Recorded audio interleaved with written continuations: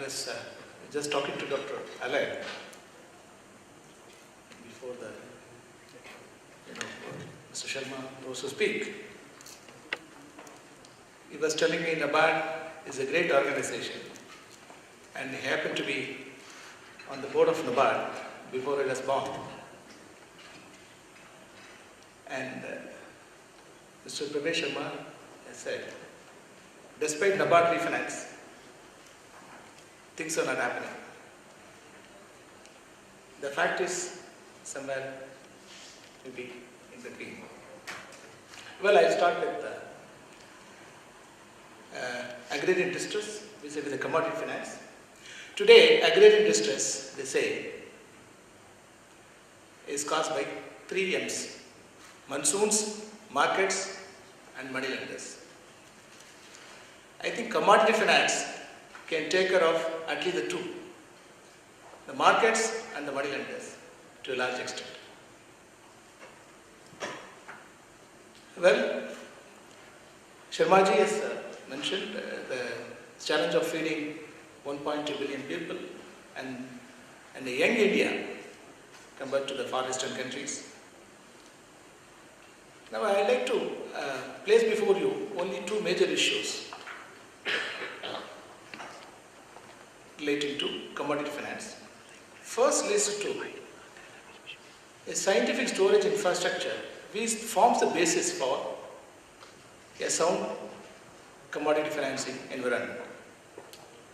Today, we have a estimated gap of more than 60-65 million metric tons.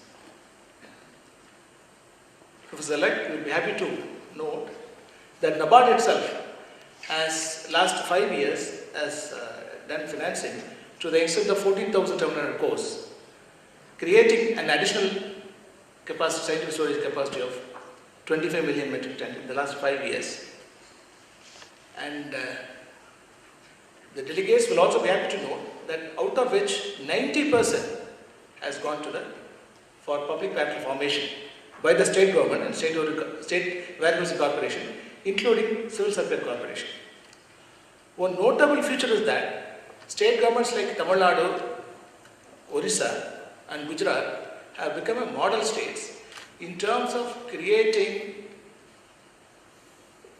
storage structures, scientific storage very close to the farmers' fields. I think Gujarat is an outstanding example, Orissa also. 100 metric ton storage, scientific storage houses has been done, which are WD accredited in very close to PACS premises. Okay. That is one model which we can, adopt all over India. But despite that, there is a 60 million gap which still exists, which we have to fill in the medium term or long term. And there are some real sector issues which are actually facing the industry and also the private investment sentiments.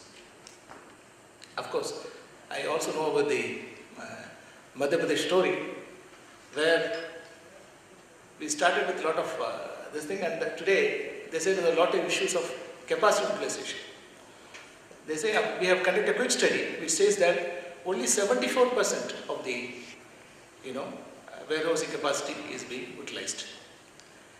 The government had a lot of intention of investing and had applied for a loan of 500 crores from NABARD, but somehow it could not take off because of its later they said still our warehouses are still lying vacant, we will not be able to take it.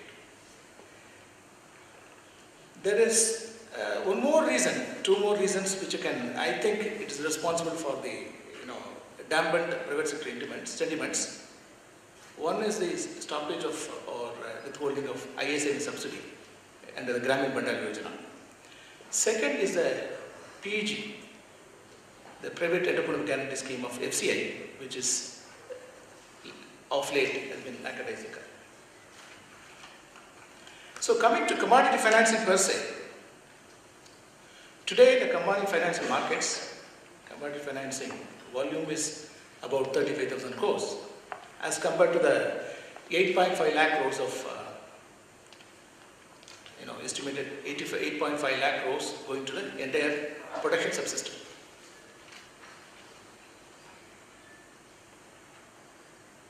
The issue is whether we can, in the medium term, we can take these levels, volumes to about 1 lakh crores in another 3 years.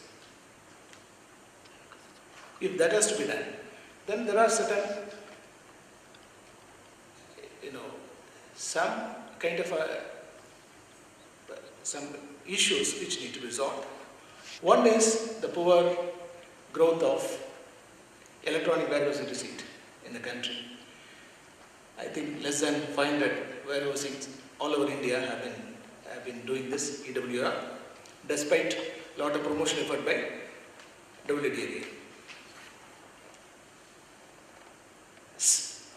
And whatever, I am also a chairman of the working group on the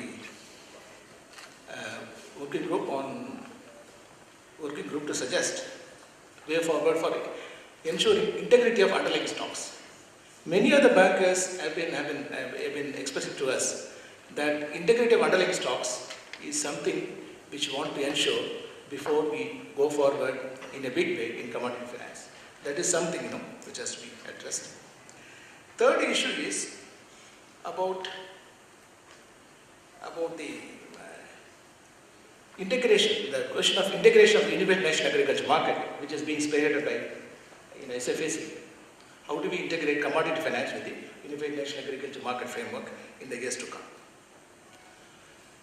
Fifth is, if you have to really do something very, we should think very innovatively. Okay. I was reminded of a small joke. There was a British traveller who went to an inn and ordered for a breakfast.